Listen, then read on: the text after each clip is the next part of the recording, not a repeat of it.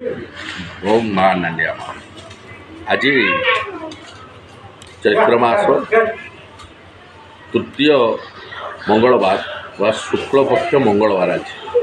ये मंगलवार गोटे महान विशेषत्व रोचे जे कि आम ग्राम काजीपाटना एवं आम ग्राम देवी प्रकृति रखु मां नांडिया मां नांडिया मां आठारे आम यही चैत्र मासरे प्रत्येक मंगलवार माँ को पीठे मटन देखी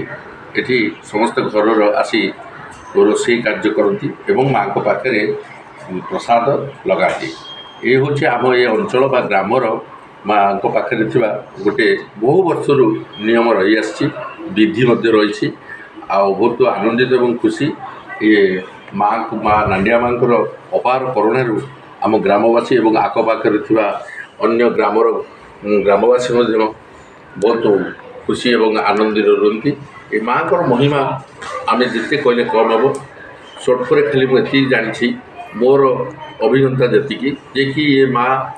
आम बहु वर्ष ये पीठ बा ये माँ ठाकुराणी स्थापित होती तदमध्य आम मैंने अनुभव करें आम सहित कथबार्ता करती एवं जी जहाँ मानसिक करे एथर मानसिक पूरण हुए आ प्रत्येक जो नवजात शिशु होती से मानसिक रहे एठारे सी चुटी मुंडन करती तेणु एठिकार माँ को ना से मुंडन बा नंडा हबारू नांडिया माँ रही किसी पुराण बा किसी पूर्वपुरुषर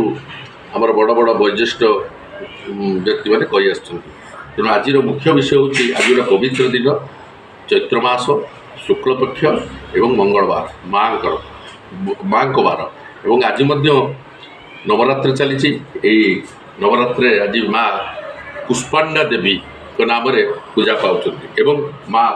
10 महाविद्या माँ बगलामुखी तेणु आम जा बर्तमान माँ को दर्शन करने